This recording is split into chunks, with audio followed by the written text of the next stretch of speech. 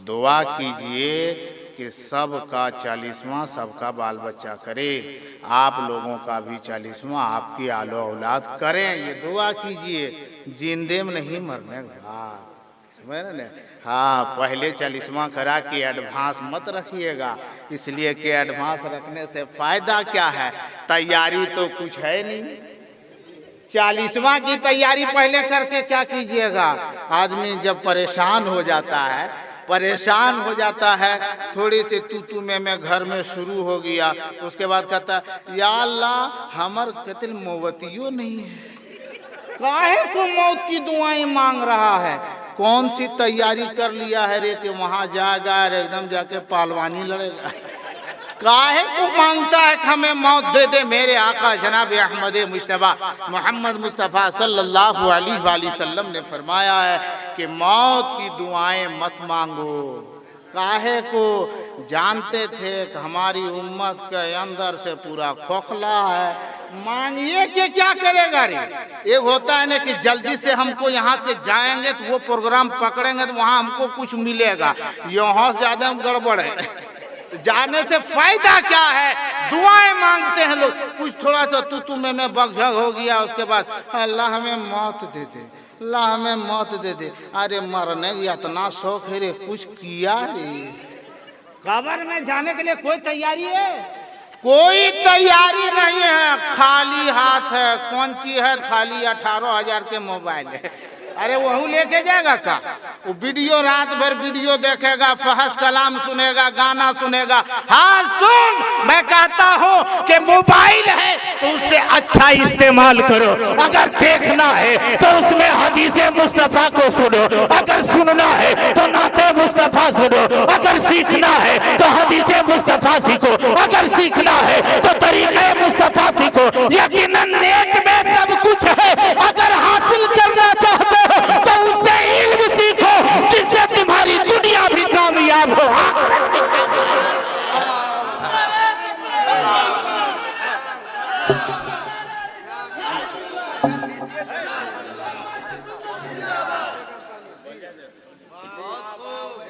आज आदमी लोग माशाअल्लाह अल्लाह फजल फरमा, आज देखते हैं कोई जब आदमी इंतकाल करता है उसको चादर ओढ़ा देते हैं, और जब गांव मोहल्ले में ऐलान हो जाता है, मस्जिद की माइक से ऐलान कर दिया, यहाँ भी इस तरह ऐलान होता होगा क्या? बहुत अफसोस के साथ ये ऐलान किया जाता है कि फलाने साहब के अब्बू फलाने मियाँ साहब इंतकाल कर गए हैं। तो सुनने के बाद क्या कहता है जानते हैं हजरत? वो कैसे मर गए? वहां दुआ पढ़ने का पढ़बे करेगा, ये नहीं कहेगा इन्ना लिल्लाहि व इन्ना इलैहि राजिऊन, सब कहेगा तो कल तो ठीक है ले मरले कैसे? अबे तुमको वो फिक्र का है, कोई मर गया मर गया, जाना तो सभी को है। दुआ पढ़ने के लिए तुझे हुक्म दिया गया है कि क्या करना, कैसे मर गया। आप दूसरा से कहोगे सुन लो कि जो कैसे मर गए, तो वो तू सुन के वो भी मर गया, वो भी सुना कि मर गया है, कैसे मर गया कैसे जानेगा वो? आप जाकर के उसी से पूछो कि तुम कल ठीके था आज मरा का है, तो वही जवाब देगा। तुमको दुआ पढ़ने का है कि वहां जाके उसको कैसे मर गया उसके फिक्र में लगल है। तुम भी मरेगा, तुम अपने तैयारी कर। जब जाता है ना, जब जनाजे कब्र ये क्या कहते हैं चरपाई पे लेटा देते हैं मुर्दे को, जब इंतकाल कर जाता है चादर ओढ़ा दिया तो सब आदमी जाता है, तो जाने के बाद में गोड़ देखता है, अरे पैर देखता है, हाँ ये भी देख, इन लोग भी देखा हुआ है।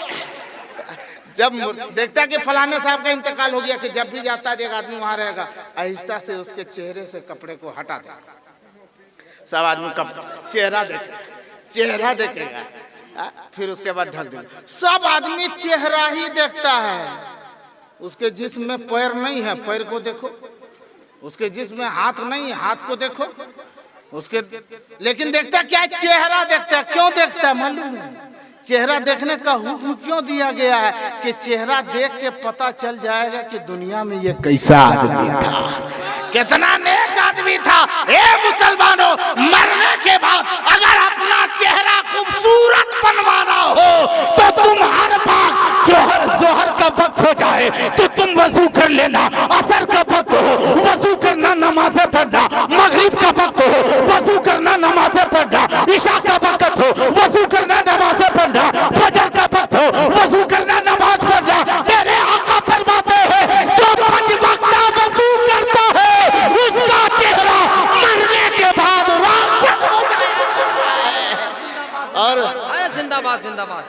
और इतना ही नहीं, अरे वाह, नारे तकबीर, नारे रिसालत, जलसे चहल्लू, नारे तकबीर, अल्लामा जहांगीर आलम ओवैसी। अरे वाह, जिंदाबाद जिंदाबाद। हश्र में उसका चेहरा खूबसूरत होगा जो ज्यादा से ज्यादा वजू करेगा। और आजकल आदमी वजू कम करता है, फेरन लवली ज्यादा करता है। वजू कम करता है, फेस वॉश का कोई कहना ही नहीं रह गया है। पर पचाड़ा पर पचाड़ा, पुटी पर पुटी, पचाड़ा पर पचाड़ा। अरे ये सूरत बना के यहाँ खूबसूरत तो हो जाएगा रे, लेकिन पता चलेगा मरने के बाद न रे बउआ कि क्या होता है। अपने चेहरे को खूबसूरत बनाओ तो वजू करके खूबसूरत बनाओ। कि तुम बार बार वजू करते रहोगे, नबी का फरमान है, किसी दुनियादार का फरमान नहीं है, मेरे आका का फरमान है। दुनियादार का फरमान, उसका कहना बदल सकता है, लेकिन ज़मीन बदल सकती है, आसमां बदल सकता है, फरमाने मुस्तफा बदल नहीं सकता। मेरे आका ने फरमाया कल क़यामत के दिन उसका चेहरा सबसे ज्यादा खूबसूरत होगा जो ज्यादा से ज्यादा वजू करेगा। अब बताइए कि हम लोगों का चेहरा कते खूबसूरत रहेगा जो जुमा जुमा वजू करेगा। और तो उससे ज्यादा वजू तो है नहीं, जुमा का जुमा वजू है, बस जुमा का जुमा, और वह दुए रकात के लिए, हाँ 2 रकात के लिए। आज हम इतने तबाह हैं, आज हम इतने बर्बाद, देखते नहीं हाँ 2-4 मिनट और बोले, हाँ 2-4 मिनट सुनने के लिए थे, 1 घंटा तो हम बोल ही नहीं सकते। अब ऐसा नहीं है कि हम बोलने की हमारे अंदर हिम्मत नहीं है, लेकिन जिस बारगाह के हम सग हैं उसी बारगाह के खलीफा तशरीफ फरमा है। इसलिए इन बुजुर्गों की खिताबत को सुनना है हमको, तो आप कभी भी सुन लीजिएगा। हाँ हम ऐसा मिल जाएंगे, ये गया से आएंगे और हम गिरिए दिखे हैं हम गिरिए दिखे हैं और हजरत गया से आएंगे, तो देर हो गया ना, इसलिए 2-4 मिनट और बर्दाश्त किए। पूरा मजमा बोले या रसूल अल्लाह, और जोर से बोलो सुभान अल्लाह। अब मुसलमानों, मरने की तैयारी कुछ है, कुछ किए हैं, सब की तैयारी। देखिए माइक का इंतजाम, जलसा होना है आज की तारीख में 29 तारीख को, जो भी तारीख वो बदल गई अभी, लेकिन 29 तारीख को जलसा होना है। लेकिन माइक वाले का बयाना और माइक का इंतजाम 1 हफ्ता पहले। बिरयानी आप लोगों को खिलाएंगे 29 तारीख को, लेकिन बिरयानी का चावल 24 तारीख को ले आया। खाना बनेगा 29 तारीख को शाम में, और डेग वही से इंतज़ाम, चूल्हे का इंतज़ाम। पहले मैंने कहा जनाब जमाल साहब, मैंने कहा साहिबे खाना, आखिर ऐसा क्यों कर रहे हैं, मिलाद तो ईशा के बाद है ना, तो माइक का इंतज़ाम हफ्ता दिन पहले, डेग का इंतज़ाम 1 दिन पहले, चावल का इंतज़ाम 2 दिन पहले, ऐसा क्यों कर रहे हैं। अरे जब मिलाद शरीफ इधर शुरू, इधर डेग चढ़ाई दीजिए। बोला हजरत वैसा नहीं होगा। हम बोले क्यों? बोला कोई काम को अंजाम तक पहुंचाने के लिए अरे उसकी तैयारी पहले करनी पड़ती है। मैंने कहा जब दुनिया का एक काम करने के लिए तैयारी पहले से करनी पड़ती है, जब ये यकीन है कि हमें मरना है, तो मरने से पहले मरने की तैयारियां क्यों नहीं करते? मरने की तैयारी लेकिन कैसे करें? क्योंकि बताइए बाल सफेद हो गया है, आप कुछ तैयारी कीजिए, मरने की कुछ तैयारी कीजिए, मरने के बाद क्या होगा उसके लिए कुछ इंतजाम कीजिए। तो जवाब क्या होता है? जाल दिन मौसम में है दखल, तो वहाँ बहादुरी लड़ने जाना है, वहीं देखा जाएगा। क्या देखा जाएगा? वहाँ लोग क्या देखते हैं? वहाँ भी वह चेहरा देखते हैं, वहाँ भी वही चेहरा देखते हैं। जब कब्र में मुर्दे को रख दिया जाता है, उसके बाद उसके चेहरे से कपड़े को हटा दिया जाता है और सारे लोग एक के बाद देखते देखने के बाद हाँ ठीक है, ठीक। दूसरा तो तुम हटो हम देखते हैं, दूसरा गया हाँ ठीक है, तीसरा भी जाता है, वो कहता हाँ हाँ ठीक है। अरे ठीक है ये है तो बाहर में कह रहा मैं तुम चल, जब वो ठीक है तो तुम बाहर में काहे को? ठीक है, चेहरा क्यों दिखाया जाता है? इसलिए दिखाया जाता है कि देख तेरे तरह ये पैर वाला है, तेरे तरह ये हाथ वाला है, तेरे तरह ये आंख वाला है, तेरी तरह ये जुबान वाला है, तेरी तरह ये कान वाला है। कल आज से पहले तेरे तरह ये चलता था, तेरे तरह खाता भी था, तेरे तरह घूमता भी था, तेरे तरह जागता भी, तेरे तरह सोता भी, तेरे तरह उठता भी, तेरे तरह खड़ा भी होता था, तेरे ही तरह था। लेकिन आज देख पैर है लेकिन उठने के काबिल नहीं, हाथ है लेकिन इशारा करने के काबिल नहीं, आंख है लेकिन खोल के देखने के काबिल नहीं, कान है लेकिन वो जुबान है लेकिन वो बोल सकता नहीं। देख सब कुछ है लेकिन बेहिस्सा हरकत पड़ा है। आज देख किस तरीके से मजबूर ये पड़ा है, कल तुम्हें भी इसी तरीके से कब्र में जाना पड़ेगा। अरे कहाँ आया है मालूम नहीं, कहाँ जाना है मालूम नहीं, सब सामान्य सफर ठीक करो, कब होगा सफर मालूम नहीं। तैयारी करो, इसकी तैयारी करो। जानते हैं खुश नसीब है वो मरहूम मगफूर जो आज दुनिया से गए, जिनका ये 40वां हो रहा है, और वो जाते जाते अपने बाल बच्चों से क्या कह के गए हैं। एक मशहूर ज़माना कलाम है, एक शेर हम भी पढ़ें, इजाज़त है? पढ़ दीजिए। हाँ, वैसे तो हम तो इजाज़त सब से नहीं लेंगे, बड़े हजरत से, क्योंकि हम लोग को अगर पढ़ने लगेंगे तो हजरत कहेंगे का जरूरी है भेपर लेट के सामने डिबिया लेके घूमने की। इसलिए मैं सोचता कि एक शेर में पढ़ूं। अरे डिबिये सहित क्या कीजिएगा, जब भेपर लटवा नहीं रहेगा डिबियों से काम चलाइएगा ना। तो बस एक शेर सुनेंगे कि वो मरहूम मगफूर जा रहा है दुनिया से, तो अपने बाल बच्चों से, अपने पोतों से, अपने बेटों से, अपने नवासों से, नवासियों से, बेटियों से क्या करे कि जाता हूँ मैं दुनिया से, अरे मुझको ना भुला देना, जाता हूँ मैं दुनिया से, मुझको ना भुला देना, कि चाहता हूँ मैं दुनिया से, अरे मुझको ना भुला देना, चाहता हूँ मैं दुनिया से, अरे मुझको ना भुला देना। जब याद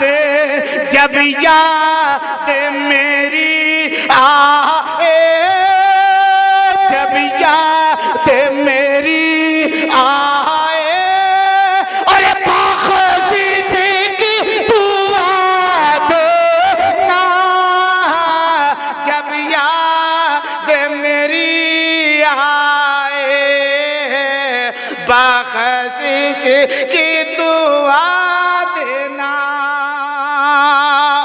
और तुम चाहते हो मेरे पोतों मेरे बेटों, मरहूम क्या कहता है, मेरे बेटों मेरे पोते, तुम चाहते हो मुझको मिल जाए अगर जन्नत, कि तुम चाहते हो मुझको मिल जाए अगर जन्नत, तुम चाहते हो मुझको मिल जाए अगर जन्नत, तो कुरान कुरान कुरान मुक़द्दस को अरे पढ़ पढ़ के सुना देना, जब याद मेरी आए,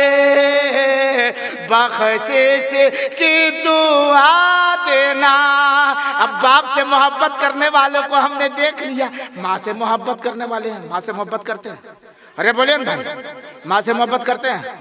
माँ को देखना, माँ को देखना, माँ को देखना, अरे जोर से बोल, माँ को देखना, बाप को देखना, उस्ताद को देखना, पीर को देखना, फिर से बोलो पीर को देखना। आप चुप हो गया कि गड़बड़ ना हो जाए। बोले दोबारा हम कहीं गड़बड़ाए नहीं, अभी ठीक है चल रहे हैं। बाप को देखना, माँ को देखना, उस्ताद को देखना, पीर को देखना, बीवी को देखना।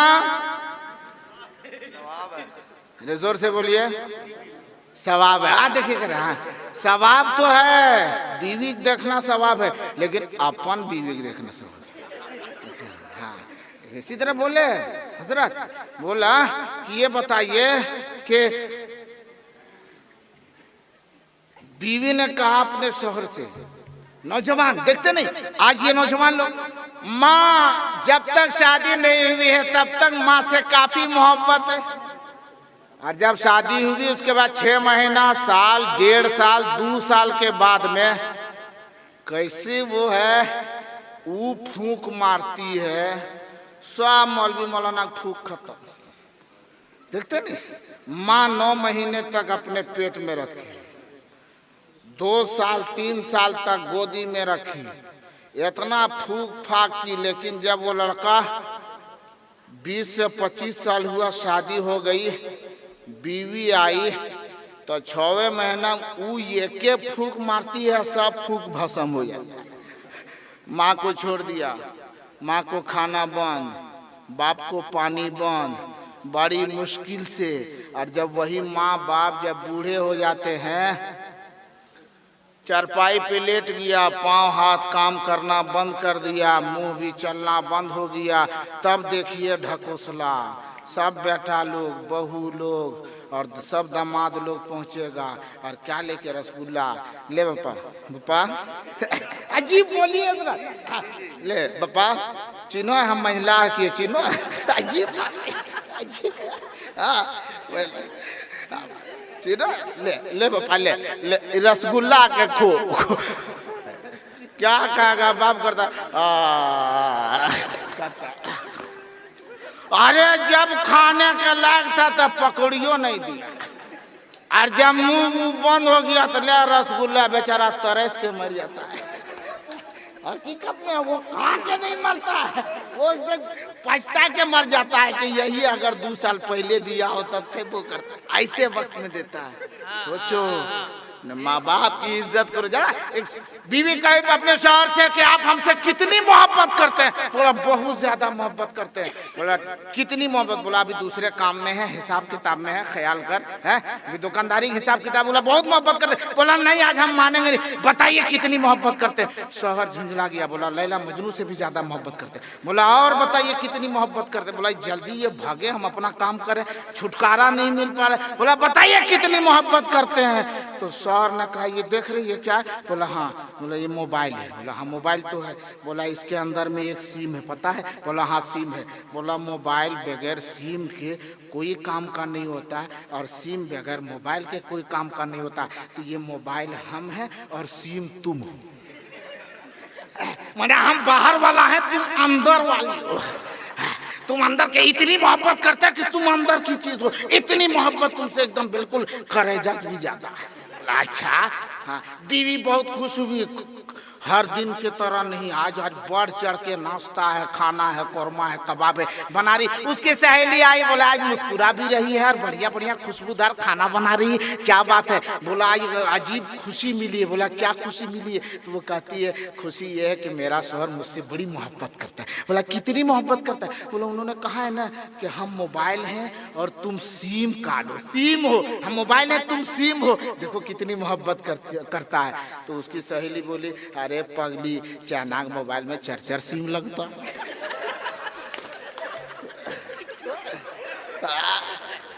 ख्याल रख, अब पता नहीं कौन सिम में इनकमिंग और आउट गोइंग है कि नहीं, सिम तो बहुत है।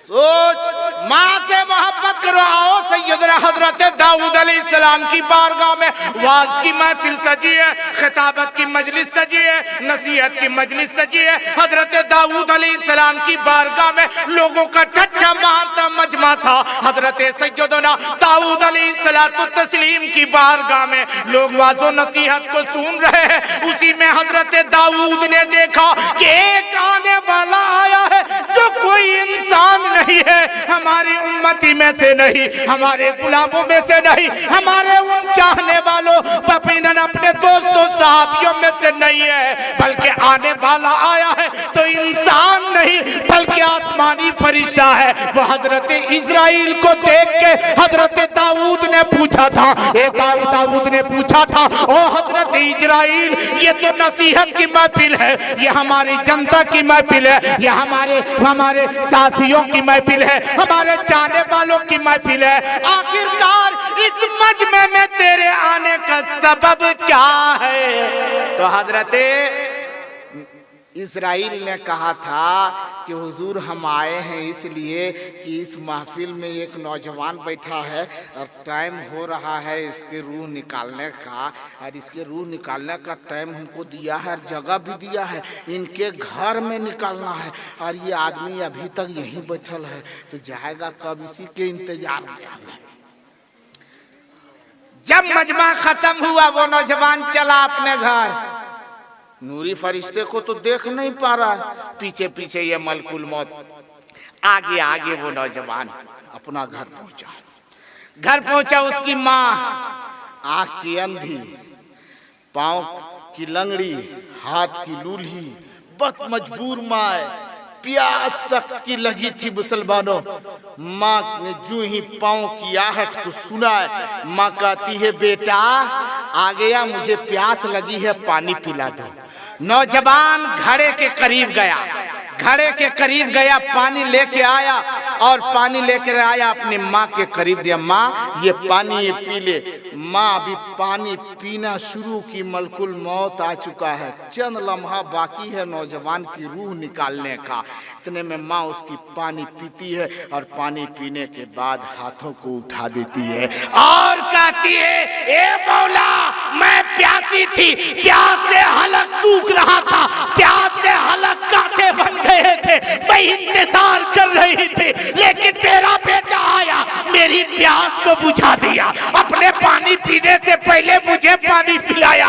ए मौला, जिस बेटे ने मुझे पानी पिलाया है उस बेटे की उम्र को मौला तू लंबी फरमा दे, उस उम्र को लंबी कर दे, उस उम्र को, उस बेटे के उम्र को तवील कर दे। अभी इतना कहना था, माँ की दुआ बापे इजाजत से टकराती है, रब फरमाता है ए मलकुल मौत वापिस बुलाता हो, उनकी माँ की दुआ से मैंने उनकी उम्र को बढ़ा दिया। मुसलमानों,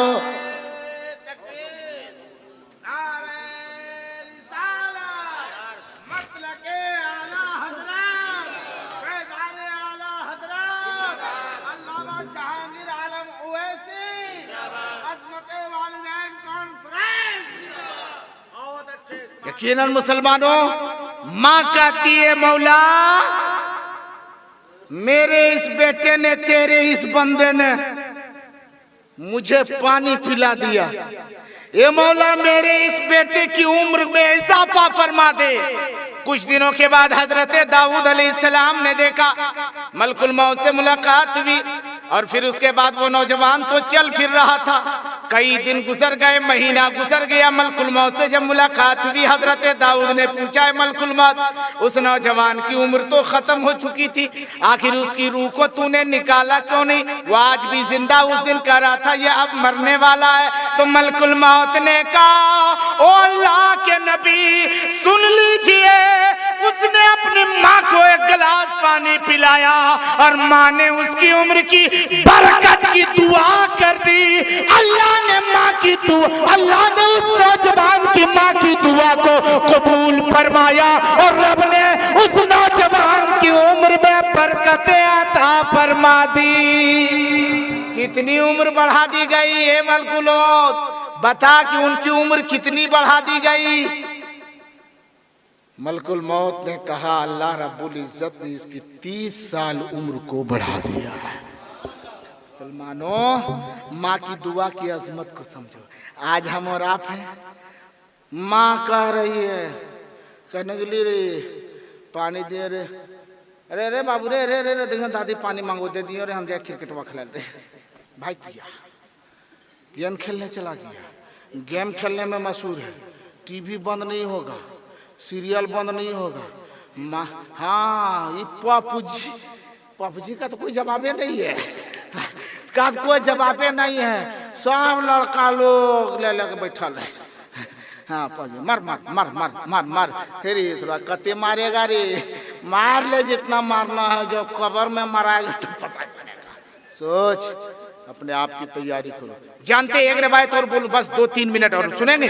हाँ, एक रिवायत और बोलो। हजरत सैयदना अली रजी अल्लाह ताला अन्हु की जाते गिरामी है। अली मुर्तजा शेर खुदा मक्के में है, चंद साथी हैं, रात का सन्नाटा है, तारीकी है, सारे लोग चैनो आराम की नींद सो रहे हैं। इतने में हजरत अली रात के सन्नाटे में सुनते हैं किसी की बिलखने की आवाज आ रही, किसी के तड़पने की आवाज आ रही है, किसी के रोने की आवाज आ रही है, किसी के गिड़गिड़ाने की आवाज आ रही। हजरत अली ने कहा अपने साथियों से, देखो कोई रो रहा है, कोई बिलख रहा है, कोई तड़प रहा है, कोई रोने की आवाज आ रही है, कोई रोता है, देख वो रोने वाला कौन है।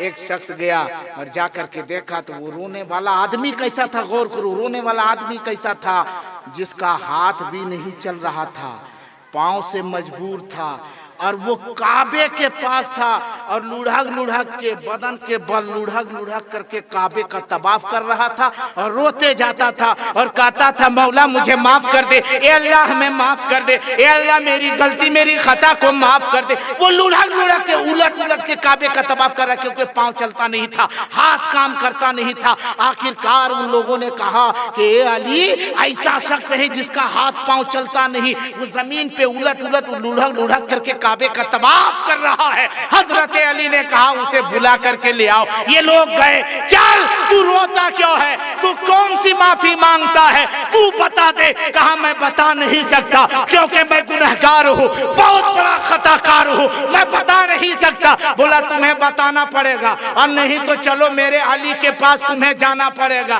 कहा चला तो जाऊंगा, लेकिन जाऊंगा कैसे, पैर नहीं चलता है, हाथ नहीं चलता है। बोला कांधे पर उठा करके ले जाऊंगा। वो शख्स सोचा कि अली के पास जाऊंगा और अली के दोस्तों के कांधे पर जाऊंगा, मेरी खुशनसीबी कितनी है। वो शख्स को कांधे पर उठाया है और उठाने के बाद अली के पास लेके गया। हजरत अली से अली ने पूछा, आखिर तुम इस तरह बिलख क्यों रहा था, इस तरीके से रो क्यों रहा था, इस तरीके से तुम गिड़गिड़ा क्यों रहा था, तेरे रोने की वजह क्या है, सबब क्या है। उन्होंने कहा, ए अली मैं बताऊंगा नहीं।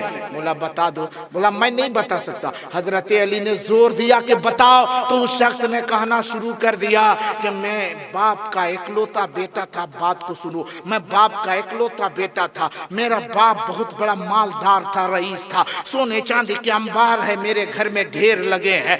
बाप ने मेरे लिए तिजोरी को खोल रखा था, जितना चाहता नोट पैसे निकालता और ले जा करके मैं उसे खत्म करता। यहाँ तक कि मेरी आदत बिगड़ गई, बुरों की संगत लग गई, शराबियों की संगत लग गई, जुआरियों की संगत लग गई। अब मैं जुआबाजी में करने लगा, जुओं के अड्डे पे जाने लगा, गुनाहों के अड्डे पे जाने लगा। मैंने पैसे को बहुत बर्बाद किया। जब मेरे बाप को पता चला है, मेरे बाप ने मुझसे कहा कि तुम जुआरी हो, जुए के अड्डे पे जाते हो, तुम शराबी हो, शराब के अड्डे पे जाते हो, तुम फला के पास जाते हो, वो गुनाह करने वालों गुनाह के अड्डे पर जाते हो। आज से तेरे लिए तिजोरी लोग है, तेरे लिए कोई पैसे नहीं है। अब उस नौजवान ने कहा, जब मुझे बाप ने डांटा, मैं एक गोशे को पकड़ा, कोने को पकड़ा, बहुत रोया कि मैं बहुत बड़ी मैंने गलती कर दी है। लेकिन मेरे साथी आते रहे, जुआरी मेरे पास आते रहे, मुझे बहकाते रहे, शराबी मेरे पास आते रहे, मुझे बहकाते रहे, गुनाहगार मेरे पास बदकिरदार लोग आते रहे, बदअखलाक लोग आते रहे, मुझे बहकाते रहे। एक दिन मेरे अंदर का शैतान उभरा है और मैंने कहा, मेरे बाप वो तिजोरी की चाबी दे दो। बाप ने कहा चाबी नहीं दूंगा। मैंने इसी गुस्से में, वो शैतान मेरे ऊपर उभरा और मैंने हाथ को उठा दिया अपने बाप पे। मैंने हाथ को उठा आया था, मेरे बाप के आंखों में आंसू आ गए, मेरे बाप को मेरे बाप का चेहरा मुरझा गया, मेरे बाप बिलखने लगा, मेरे बाप के आंखों से आंसू आने लगे। मेरे बाप ने चंद कपड़े को झोले में सिमेटा है और अपने घर से मेरा बाप निकल चुका है, पता नहीं कहां चला गया। मैं गुनाहों में बोलो पिस रहा, लेकिन मेरा बाप है, मेरा बाप है, मेरे बाप मेरी नजरों से गायब हो चुके। मैं यासी करता रहा, अचानक मेरे हाथ में फालिज लग गई, हाथ काम करना बंद कर दिया, पांव चलना बंद हो गया। मैं जमीन पे अकेला घर में उलट उलट के चलता था। कुछ दिनों के बाद मेरा बाप वापिस आया है, और जब आया है मेरी ये हालत को मेरे अब्बू ने जब देखा है, मेरे बाप की आंखों में आंसू आ गए। बाप ने मेरे करीब जब आने लगा, मैं देखा बाप मुझमें मेहरबान है, मैं लुढ़कता बाप के करीब गया। मेरे बाप ने अपने हाथों से मेरे इस यकीनन बेकाबू जिस्म को उठाया है, सीने से लगाया है। मेरा अब्बा रो रहा है, मेरे बाप रो रहा है, और मेरे बाप का मेरे अब्बू कहते हैं, बेटा तुझे तकलीफ क्या है? मैंने कहा पाँव काम करता नहीं, हाथ काम करता नहीं, मेरे लिए दुआ कर दीजिए, मैं माफी चाहता हूँ, मेरे अब्बू मुझे माफ कर दीजिए।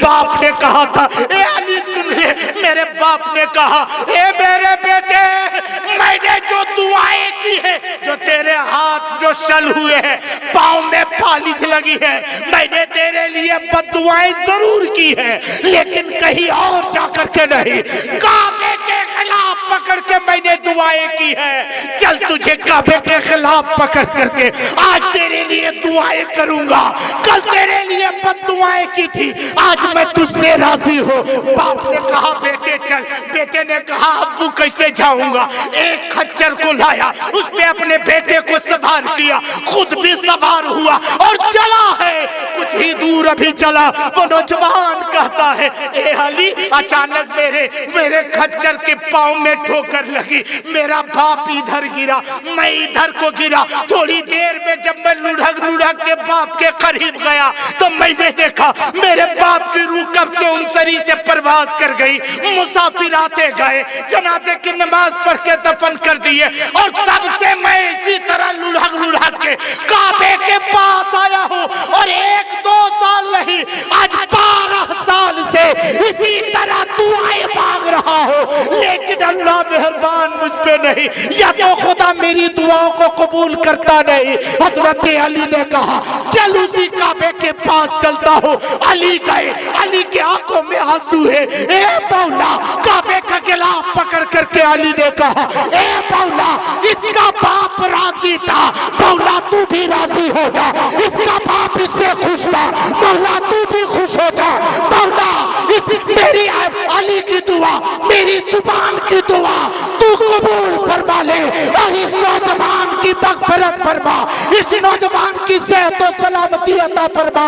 इतना कहना था कि उस नौजवान की जिस्म ताकत आ गई। अली ने फरमाया, ए लोगों, अगर माँ बाप तुझसे नाराज है तो कभी खुदा खुश नहीं हो सकता।